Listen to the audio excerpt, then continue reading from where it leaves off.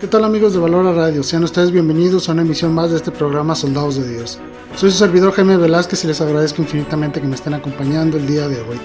Hoy tenemos un programa muy especial, un programa que quise prepararlo porque creo que es muy importante que retomemos uno de los temas fundamentales de nuestra fe, y es ¿qué es la Biblia? Es un tema muy sencillito, muy sencillo en muchas formas de conocerlo, pero desafortunadamente no es tan conocido el tema como deberíamos. Nosotros como católicos tenemos la obligación de conocer las Sagradas Escrituras de una manera muy especial, y por eso quise hacer este programa, porque creo que hay una necesidad muy importante en nuestra comunidad como católicos de conocer lo que son las Sagradas Escrituras.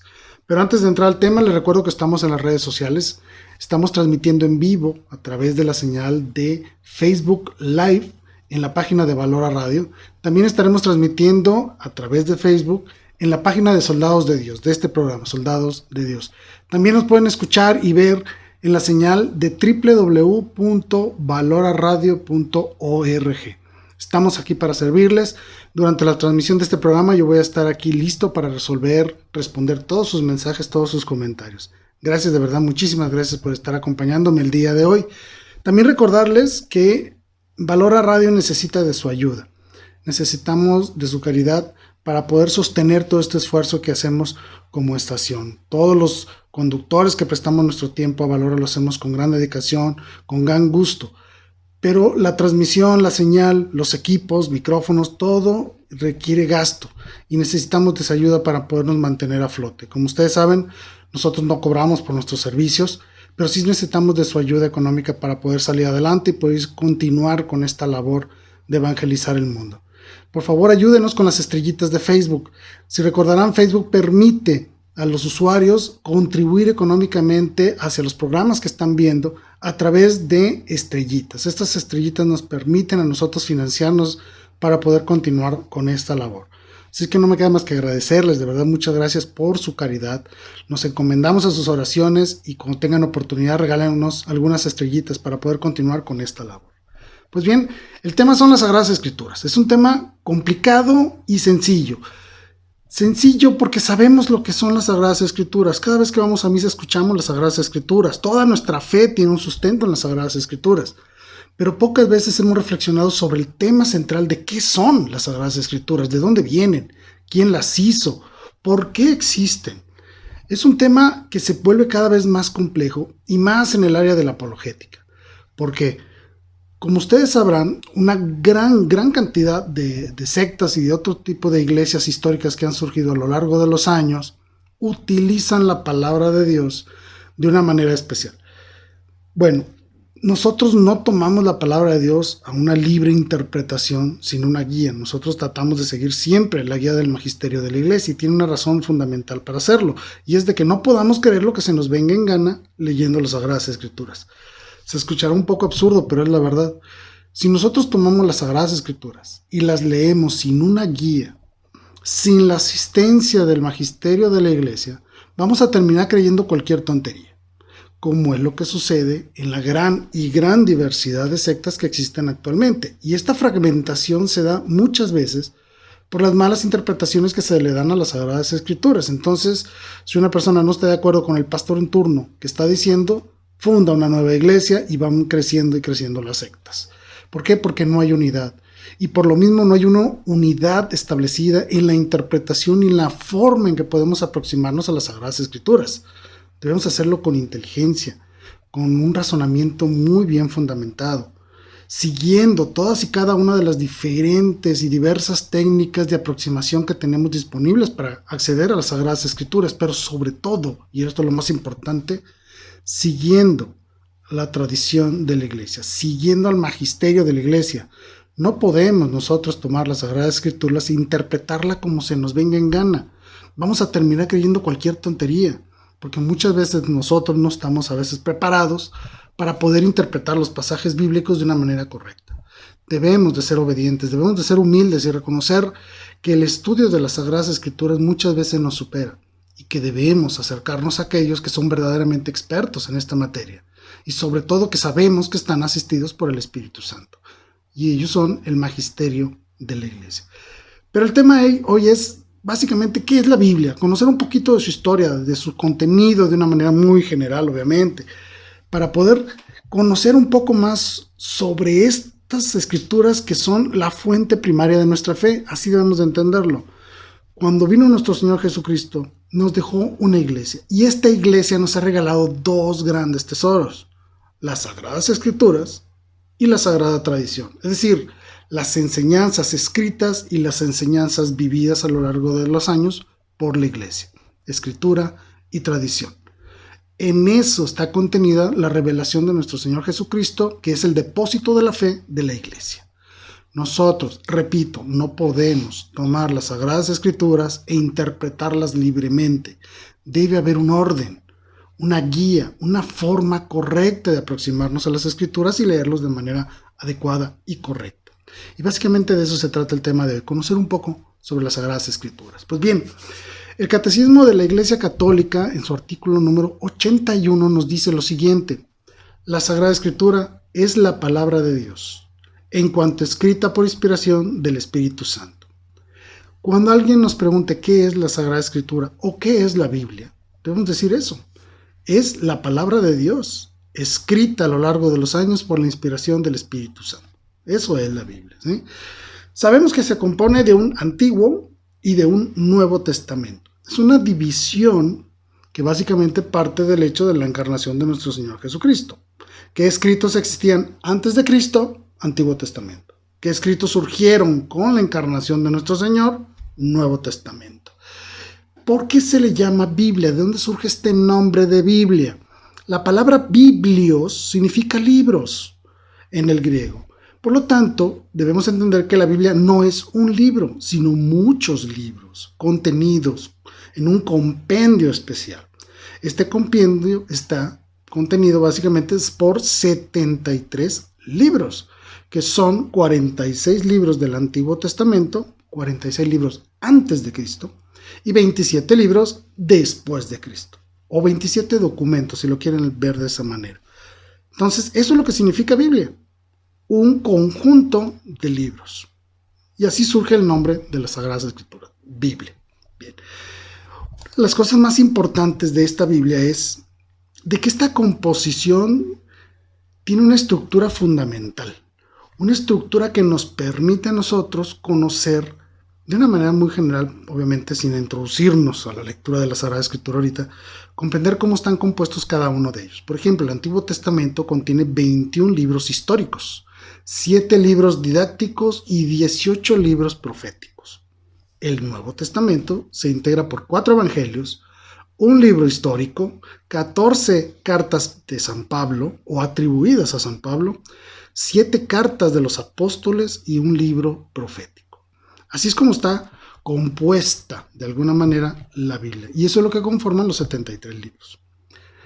La pregunta fundamental y una de las preguntas más importantes que en muchas ocasiones nos hacen: ¿quién escribió la Biblia? Y aquí hay 2 respuestas que son muy interesantes y que debemos de dominar esta respuesta. La primera es que el autor de las Sagradas Escrituras es Dios, pero Él es el autor, por llamarlo así, intelectual o inspirador de las Sagradas Escrituras. Pero el autor instrumental fueron una gran cantidad de hombres y mujeres también, que a lo largo de la historia escribieron estos documentos. ¿Qué quiero decir con esto? Que el autor de la Biblia es Dios, pero los escritores fueron seres humanos que en diferentes épocas y en diferentes momentos de la historia escribieron lo que Dios inspiraba en ellos a escribir. No se los dictó, que esto es muy importante.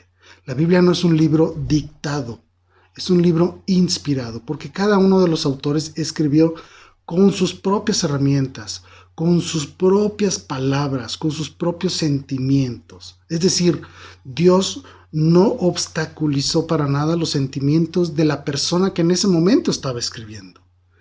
El hombre se convirtió en un instrumento de Dios, sí, pero ese instrumento también tenía sentimientos, también tenía emociones, anécdotas, una historia de vida. Es decir, Dios utilizaba a estas personas para la escritura de la Sagrada Escritura, pero respetando su libertad en la forma en la que ellos querían escribirlo. Por eso es que cada uno de los documentos vienen impregnados por los sentimientos de los propios autores. por las emociones que vivían, por las experiencias que habían vivido. No bloquea su ser, al contrario, te inspiro para que dentro de tus propias características de persona puedas inscribir lo que yo te estoy inspirando en este momento. Por eso es que tenemos una gran diversidad de libros con unas diferentes formas de escritura, de emociones, de sentimientos, de palabras, unos textos más elevados en un lenguaje más culto, otros en un lenguaje mucho más vulgar, pero todos estos inspirados por Dios. Sabemos que la Biblia fue escrita por hombres a lo largo de la historia, sí, pero fue inspirada por Dios. Por lo tanto, el autor de las Sagradas Escrituras es Dios, y utilizó autores instrumentales para escribirla a lo largo de muchos siglos. Las Sagradas Escrituras, como se escribieron a lo largo de mucho tiempo, fueron escritas en 3 idiomas: en hebreo antiguo, en arameo y en griego. Son los 3 idiomas en los cuales se escribió la Biblia. Para entender esto, hay que darnos cuenta de una gran realidad. La Biblia no se escribió en un solo golpe, se escribió a lo largo de aproximadamente 10 siglos, según los estudiosos de la Biblia. Y este documento, por llamarlo un solo documento, tiene una gran cantidad de facetas. Si nosotros nos ponemos a conocer un poco del origen de los escritos como tal, nos vamos a dar cuenta que surgen desde aproximadamente 10 siglos antes de Cristo, donde surgen los primeros escritos, los primeros documentos ya establecidos que el pueblo judío empezó a utilizar como palabra de Dios o como palabra inspirada. En el Antiguo Testamento viene básicamente establecida toda esta historia del pueblo judío en su relación con Dios. Debemos entender esto. Los libros del Antiguo Testamento, yo hace un momento les dije que había varios documentos históricos, y sí, son históricos, pero aquí nos enfrentamos a 2 comentarios muy interesantes que debemos de analizar cuando nos aproximemos a la lectura de las Sagradas Escrituras, especialmente con el Antiguo Testamento. Estos libros, aunque hay históricos entre ellos, libros llamados históricos, no es la finalidad de los autores escribirnos un tratado de historia. ¿Por qué es importante esto? Lo que estos libros tratan de explicarnos es cómo es que Dios utiliza los sucesos en la vida del pueblo de Israel para comunicarse con el pueblo de Israel. Estos libros no tienen la intención de ser un cronograma de la historia del pueblo de Israel, sino unos relatos de cómo Dios ha participado en la historia del pueblo de Israel. Son libros religiosos, no son libros de historia propiamente. Por lo tanto, cuando tú quieras aproximarte desde un enfoque científico a los libros, principalmente a los libros del Antiguo Testamento, debes de tomar en consideración este detalle. No fueron escritos con la intención de ser libros históricos, sino libros religiosos que cuentan y platican la forma en la que Dios participa en la historia del pueblo de Israel y cómo a través de los acontecimientos se hace presente con ellos y les permite a ellos conocer a Dios, conocer su voluntad y emprender ese camino hacia el futuro, hacia el encuentro con el Mesías encarnado que se cumple con nuestro Señor Jesucristo allá por el año 1 de nuestra era. Es decir, que quede bien claro, los libros del Antiguo Testamento tienen esa gran intención, mostrar cómo Dios ha participado en el pasado del pueblo de Israel para que ellos se den cuenta en el presente de que Dios está con ellos y sobre todo que estuvieran preparados, listos para recibir al Mesías en el momento de su encarnación. ¿Eso significa que no son libros históricos y que no tienen ninguna validez histórica? Por supuesto que no. Es decir, aunque los libros del Antiguo Testamento no sean libros propiamente de historia, no significa que no tengan un valor histórico.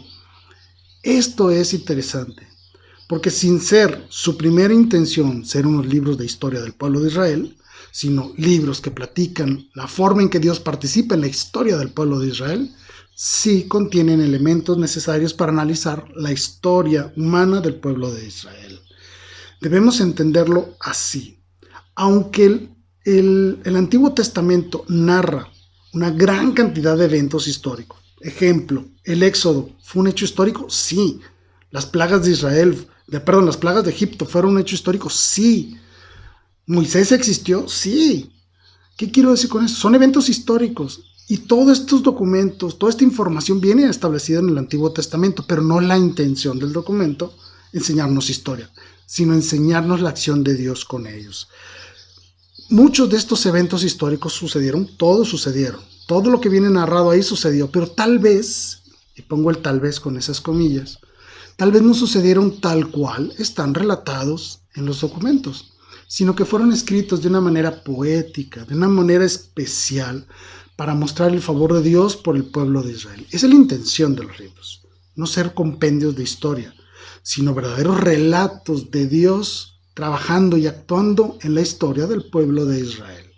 Por supuesto que estos libros contienen una gran cantidad de información histórica, por supuesto que sí.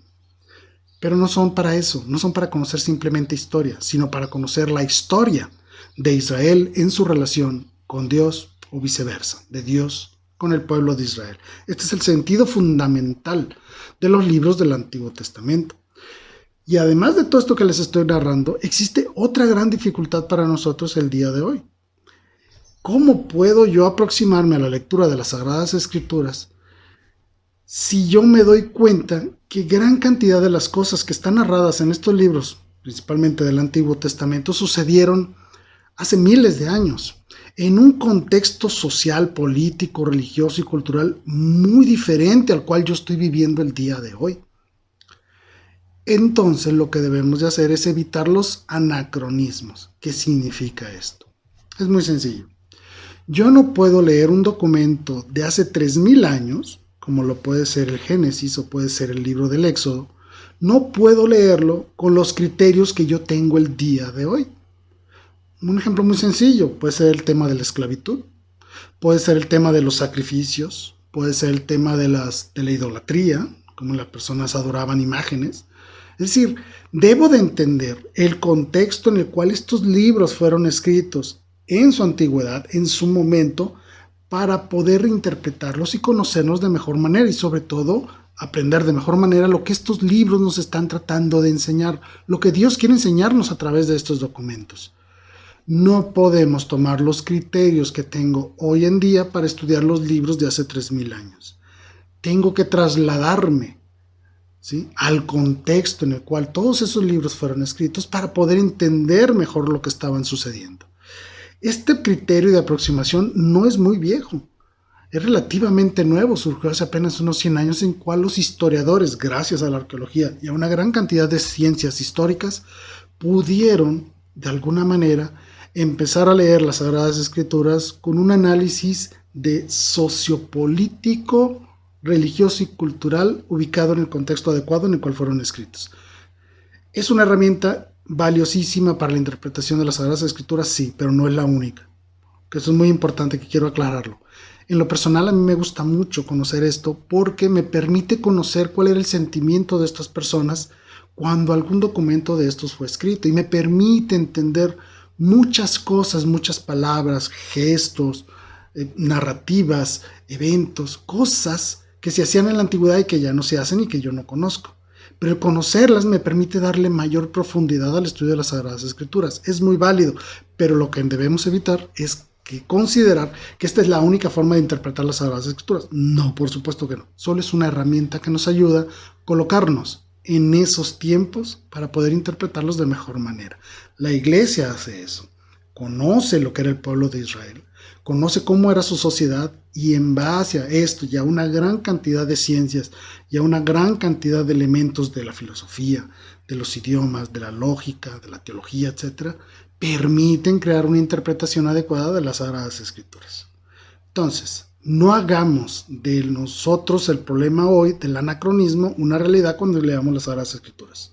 Leamos las Sagradas Escrituras como si nosotros viviéramos en aquella época, colocándonos en la situación de esas personas en las cuales vienen narrados todos estos ejemplos. Sabemos que son documentos históricos, sabemos que son documentos antiguos, y todo este contexto social es muy desconocido para nosotros. Nosotros no vivimos en esas consideraciones. Nosotros no podemos comprender, por ejemplo, cómo era para un hebreo vivir esclavizado en Egipto. No podemos entenderlo. No podemos entender lo que significaba, por ejemplo, las plagas, o entender lo que significaba cruzar un mar. Nosotros tenemos barcos, tenemos aviones, tenemos un montón de cosas, pero para ellos decirles hay que cruzar un mar, pues era una cuestión imposible.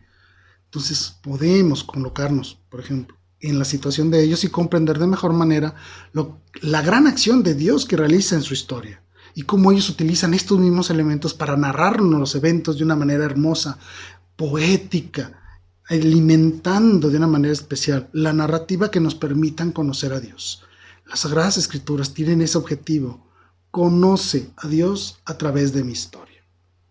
Eso es algo maravilloso y tenemos que entenderlo muy bien, comprender cómo nosotros, cuando nos aproximamos a las Escrituras, debemos de alguna manera convertirnos también un poco en arqueólogos, un poco en historiadores, conocer un poco del contexto. No estamos leyendo un libro frío, vacío, sino que estamos leyendo la palabra de Dios. Recordar siempre esto.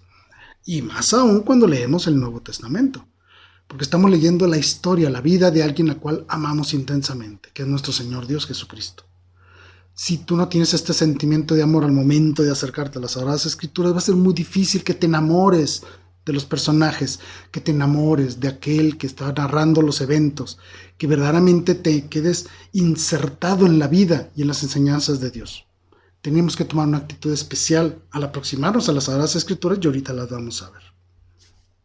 La Sagrada Escritura fue escrita, como les dije hace un momento, a lo largo de muchos años. Pero no fueron los únicos escritos que se hicieron a lo largo de todo este tiempo. Había una gran cantidad de documentos que circulaban tanto en el pueblo judío antes de Cristo como en el pueblo cristiano en los primeros años después de Cristo. Era una gran cantidad de documentos, ¿sí? Por lo tanto, cuando la iglesia nace y empieza a hacer toda su labor de evangelización, se encuentra con un gran problema. En la iglesia de Antioquía leían ciertos libros, en la iglesia de Antioquía leían otros, en Jerusalén leían otros, en Roma leían otros. Es decir, no había una unidad, una uniformidad en qué documentos eran leídos durante la misa. Y tampoco había una unidad en qué lecturas hay que leer el día de hoy. Inclusive, se los cuento como anécdota, durante muchos siglos, aproximadamente 3 o 4 siglos, las iglesias occidentales, las dependientes de Roma, y las iglesias orientales, las que estaban allá en Antioquía, en Damasco, en Jerusalén, por ejemplo, celebraban la Pascua del Señor en días diferentes. O la Navidad, lo que hoy celebramos la Navidad o la Natividad, la celebraban en fechas diferentes. Había que crear una uniformidad, es decir, si somos una sola iglesia, tenemos que leer lo mismo todos, tenemos que enseñar lo mismo todos, tenemos que utilizar los mismos documentos todos. Es decir, no importa si tú estás en Jerusalén o en Roma. Hoy celebramos todos, como Iglesia Universal, el día de la Navidad o el día de la Epifanía o la Resurrección, o sabrá Dios. Es decir, teníamos que crear una uniformidad en la liturgia. ¿Qué celebro hoy? ¿Cómo le voy a rezar a Dios hoy? ¿Cómo voy a alabar a Dios hoy? Si soy un solo pueblo, una sola fe, una sola voz, pues tengo que hacer todo igual en toda la Iglesia Universal. El primer problema para esto era cuáles documentos son aquellos que vamos a utilizar para nuestra liturgia. En pocas palabras, cuáles documentos son palabra de Dios y cuáles no. Cuáles podemos leer y cuáles no podemos leer en la iglesia. Cuáles dicen la verdad y cuáles tal vez no dicen la verdad. Había que analizar todos y cada uno de la gran cantidad de documentos que circulaban por toda la cristiandad en los primeros siglos. Había como 30 evangelios, por ejemplo. Ahorita les acabo de decir, y ustedes si conocen las Sagradas Escrituras saben que solo hay 4 evangelios. Lucas, Mateo, Marcos y Juan. Nada más.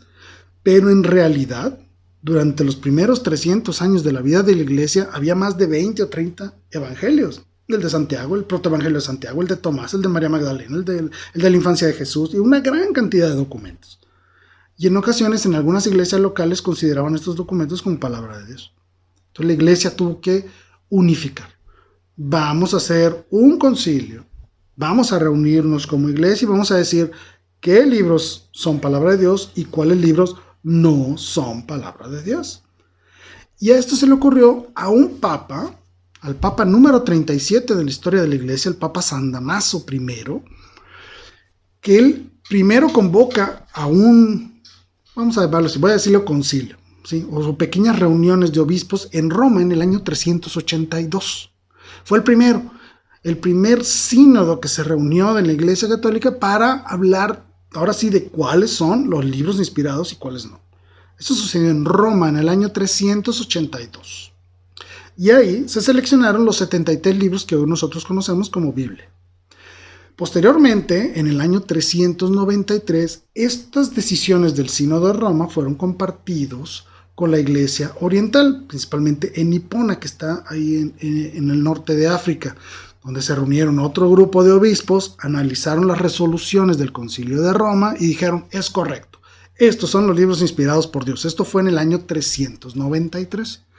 Para el año 397 se realiza otro sínodo en la ciudad de Cartago. Es decir, para reunir a otro grupo de obispos para que analizaran las decisiones tanto de Roma como de Hipona y decidieran si estaban en lo correcto y estaban de acuerdo con todo esto. Obviamente toda la iglesia tiene que estar de acuerdo. Y en ese tercer concilio de Cartago dijeron, es correcto, esta es la palabra de Dios. Por lo tanto, todo esto queda ratificado en un cuarto concilio de Cartago en el año 419. ¿Qué quiero decir con esto? Que es hasta que la Iglesia Católica decide establecer un documento único llamado Biblia, que contiene 73 libros o 73 documentos, lo que va a ser considerado como palabra de Dios. Los demás libros, evangelios, cartas y un montón de documentos ajenos a estos 73, no vamos a decir que son falsos. Simplemente no podemos asegurar que son palabra de Dios y se les llama apócrifos. Por lo tanto, es a partir de este momento en que la Iglesia Católica determina estos son los libros que son palabra de Dios, inspirados por Dios, y solo estos libros van a ser utilizados para la liturgia, para la misa.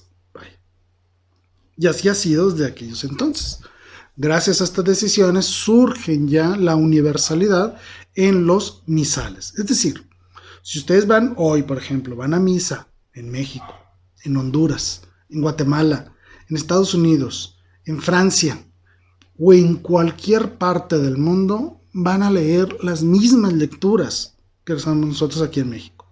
¿Por qué? Porque somos una iglesia. Por lo tanto, tenemos una sola voz, una sola fe. Profesamos lo mismo, por lo tanto, celebramos lo mismo en todo el mundo. Y esto se logró gracias a los esfuerzos del Papa San Damaso I, allá por el año 382.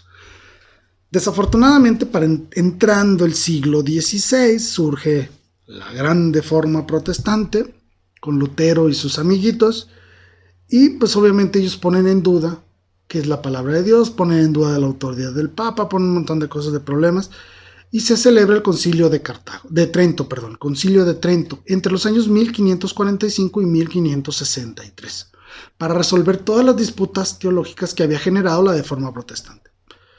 Por lo tanto, es en Trento, en el siglo XVI, cuando la Iglesia confirma, ratifica y resuelve dogmáticamente en toda su solemnidad que estos 73 libros que ya componían la Biblia desde el Concilio de Roma del año 382 hasta ese momento eran verdaderamente la palabra de Dios.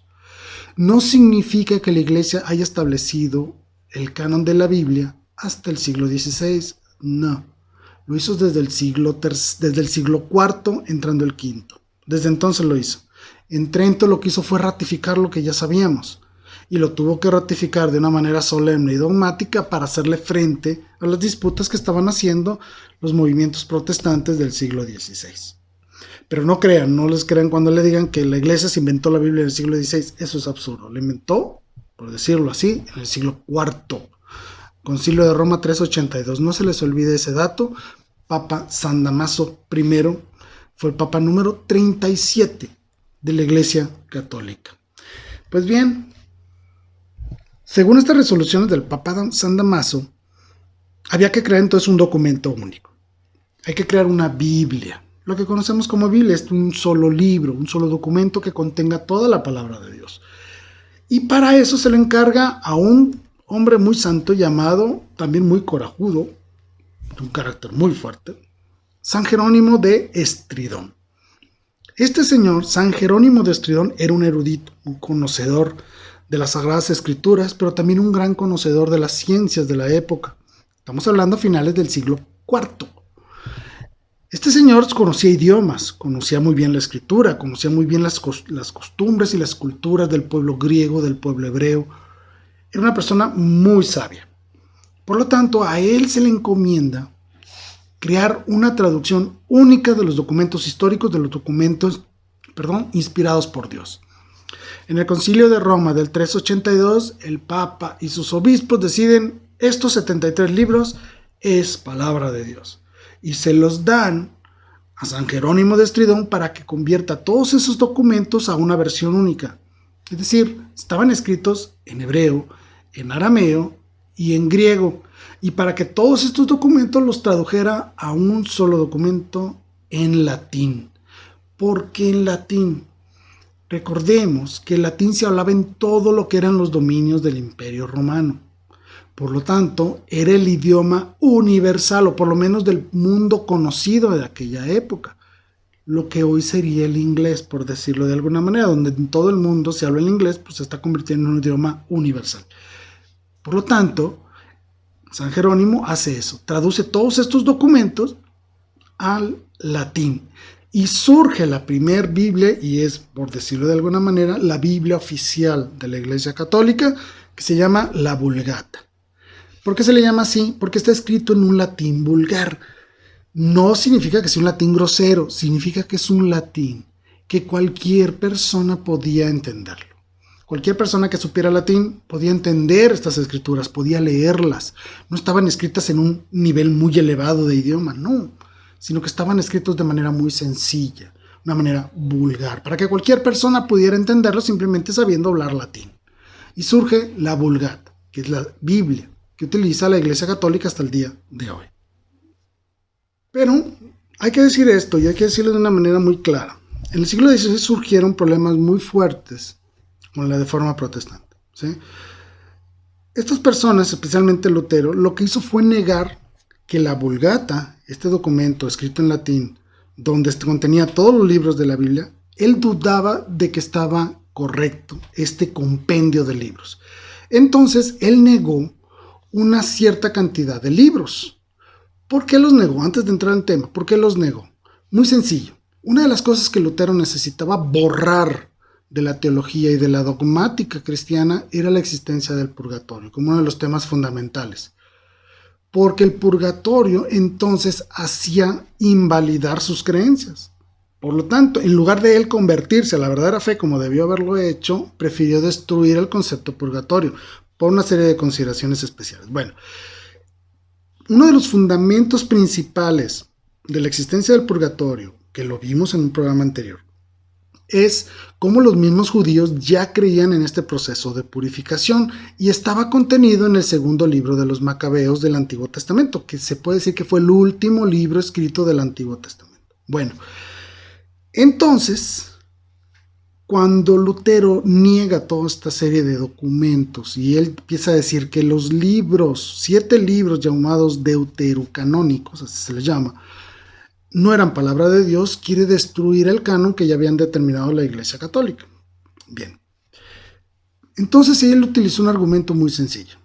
Él dijo, estos documentos no son palabra de Dios porque fueron escritos originalmente en griego. Y así es. Recordemos que cuando se escribió el Antiguo Testamento, los primeros libros fueron escritos en hebreo. Después fueron escritos en arameo.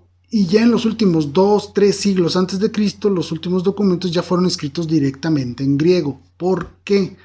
Muy sencillo. El hebreo, para el siglo IV antes de Cristo, ya era prácticamente una lengua muerta. Solo los eruditos conocían el hebreo. Solo ellos podían interpretar cómo sonaba este idioma. Este idioma tenía la gran complicación de que cuando se escribía sin vocales. Solo escribían las consonantes. Y ellos, los eruditos, sabían cuáles eran las vocales que iban en cada palabra. Pero esto se va perdiendo con el paso de los tiempos. Por lo tanto, fue necesario después escribirlos en arameo para que cualquiera los pudiera leer, no solo los eruditos judíos. Y posteriormente, después de la gran entrada de la cultura griega en estas regiones, cómo se heleniza la cultura de todas estas regiones, el griego se adopta como una lengua que permite una forma de escribir muy elevada, muy digna, por decirlo de alguna manera. Por lo tanto, cuando los primeros cristianos se vieron envueltos en la controversia de decir, oye, ¿cuáles libros voy a tomar del Antiguo Testamento?, se encontraron con un pequeño problema. Había dos versiones del Antiguo Testamento, por decirlo así. Había una versión que estaba totalmente escrita en hebreo y en arameo, es decir, en las lenguas propias de Jerusalén en diferentes etapas de su historia. Y había otro grupo de libros que contenían los libros escritos en hebreo, en arameo, pero también los que estaban escritos en griego.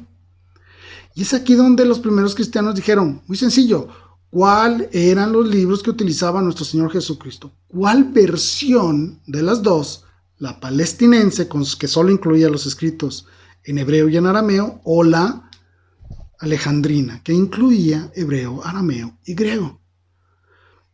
Un análisis muy sencillo, determinaron que aquel canon, ese grupo de libros del Antiguo Testamento que utilizaban los apóstoles, o sea, la iglesia naciente, era el alejandrino, el que contenía los libros en griego. Y la razón es muy sencilla. Hace algunos siglos antes de Cristo, ahí en Alejandría, como todos sabrán, había una biblioteca muy famosa. Bueno, pues el rey Ptolomeo II, Filadelfo de Egipto, quería que todos los documentos religiosos del pueblo de Israel también estuvieran en su biblioteca, para él poderlos conocer y leerlos, etc. Era una persona muy culta. Pero él no sabía hebreo, obviamente, tampoco sabía arameo, pero sí sabía griego. Por lo tanto, invita a 72 eruditos judíos para que traduzcan los libros del Antiguo Testamento al griego. Y a un griego normal, a un griego común que se llama griego koiné. Bueno, estos 72 judíos traducen todos estos documentos. Con el largo del tiempo van traduciendo todo el Antiguo Testamento a una versión griega. Por eso es que los últimos libros del Antiguo Testamento que se escribieron ya se escribieron directamente en griego, porque ya existía una versión griega. Esta era la versión que utilizaban los apóstoles. Por lo tanto, la Iglesia Católica, el Concilio de Roma del 382, toma esta versión y es la que introduce en la Biblia. Obviamente, si esta era la Biblia que utilizaban los apóstoles, o los documentos del Antiguo Testamento que usaban los apóstoles, pues son los que voy a usar yo. Así de sencillo, no tiene otro razonamiento más que ese. Y esta versión del Antiguo Testamento en griego se llama Septuaginta. Lo repito, Septuaginta. Y significa la que escribieron los 70. ¿Por qué? Porque fueron 72 eruditos judíos que fueron a traducir los libros religiosos judíos al griego, por orden del rey Ptolomeo II, Filadelfo de Egipto. Y surge esta cosa que llamamos la Septuaginta. Ahora, los protestantes y la gran cantidad de sectas que existen en el mundo no utilizan esta versión. Por culpa de Lutero, por todo este relajo que tenía con querer borrar el purgatorio. Entonces él lo que dijo, bueno, pues los libros que fueron originalmente escritos en griego los voy a quitar, ¿sí? Y me voy a quedar con el código palestinense. Pero la realidad nos dice que el canon, el grupo de libros del Antiguo Testamento que usaban los apóstoles era la Septuaginta. ¿Cómo puedo saber eso yo? Muy sencillo. Los invito a que lean la segunda carta a Timoteo, del capítulo 3, del versículo 15 al 17.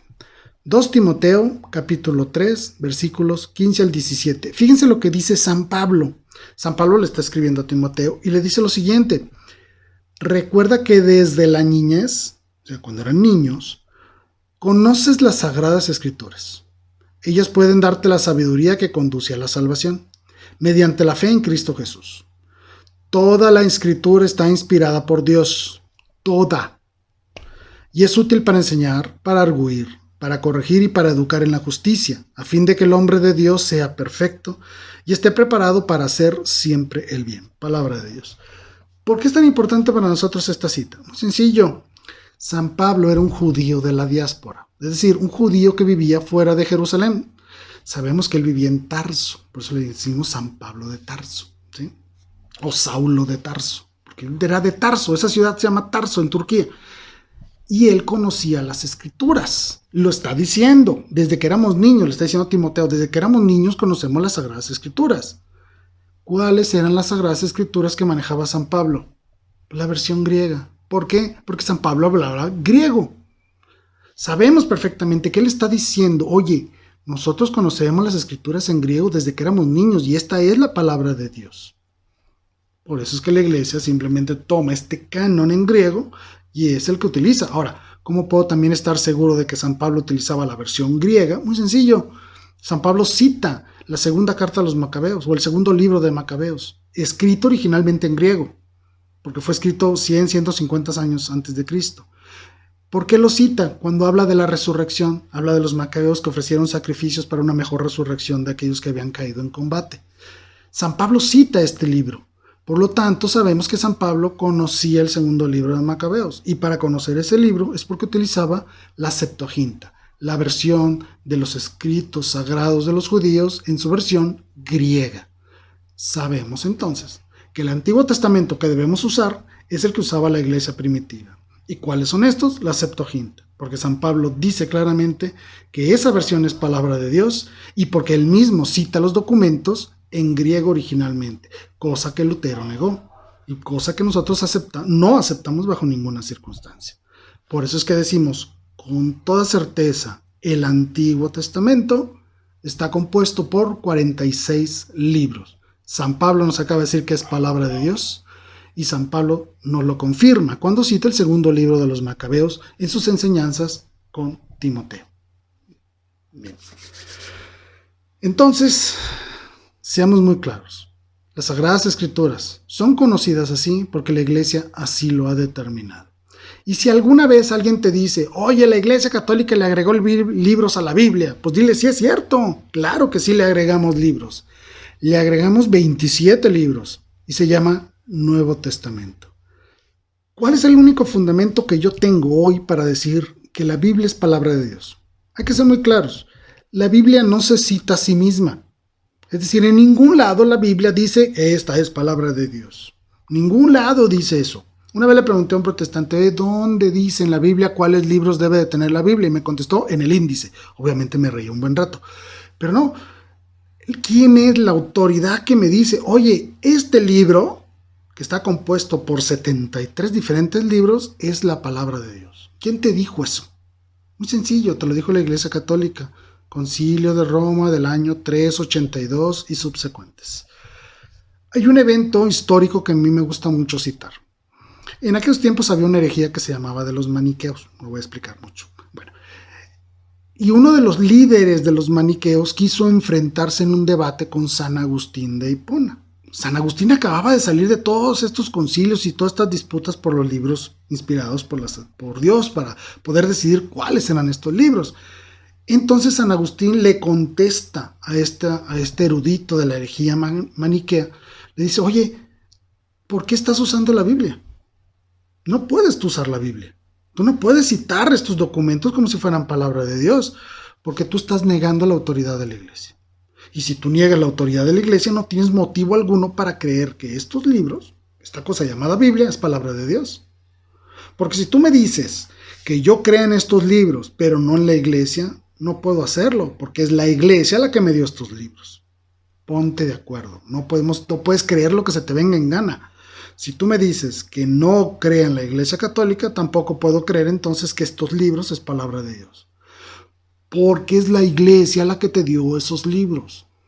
Yo creo firmemente que este documento llamado Biblia es palabra de Dios porque la Iglesia me lo dice.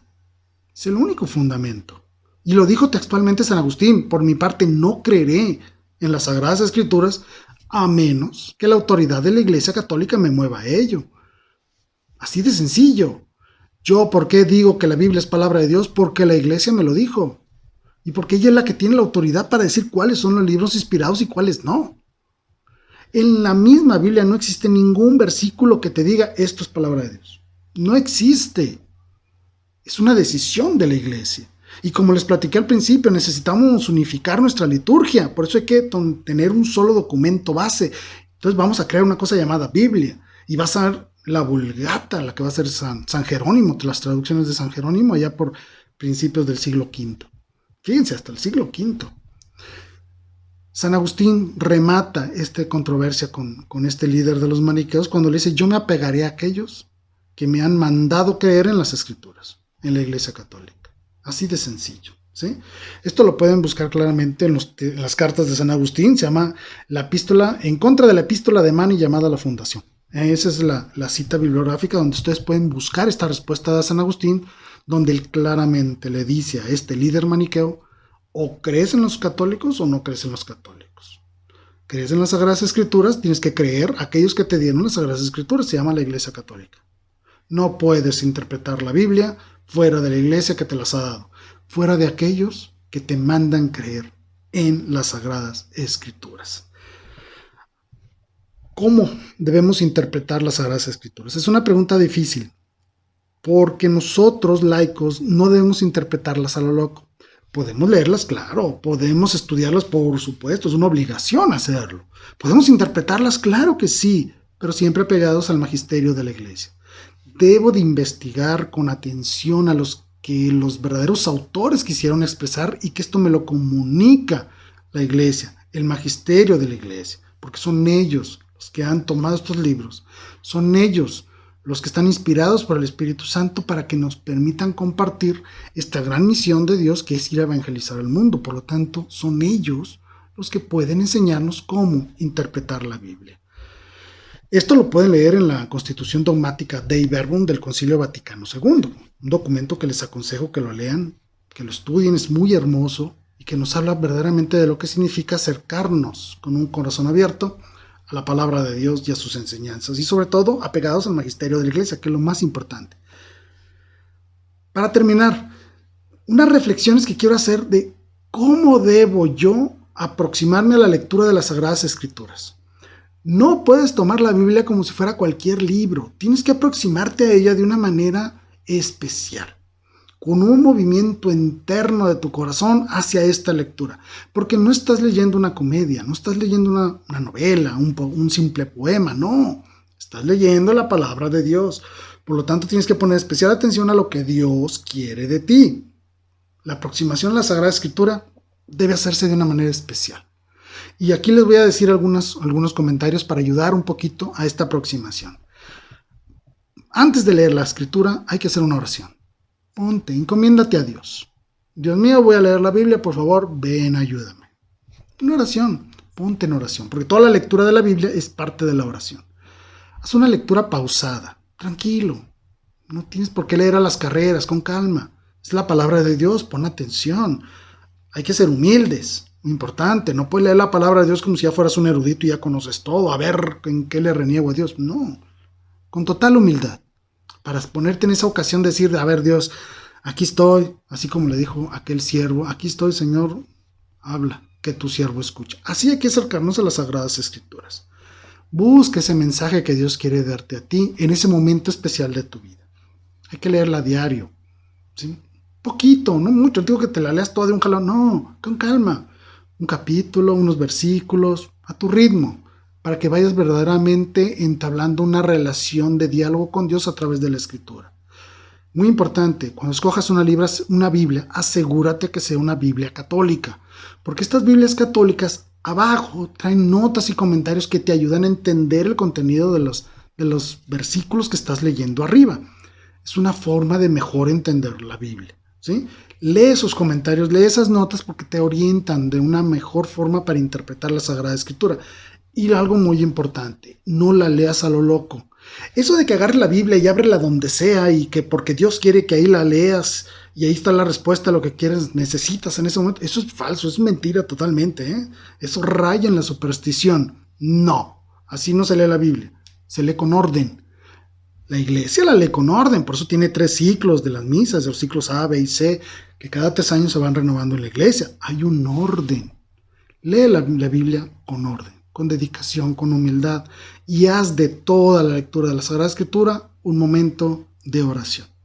¿Bien? ¿De acuerdo?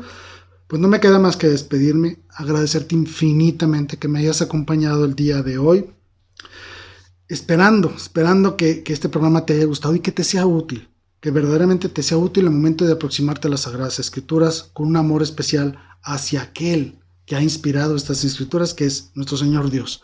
Soy tu servidor Jaime Velázquez. Gracias de verdad por haberme acompañado y espero verlos la siguiente semana aquí a través de la señal de Valora Radio.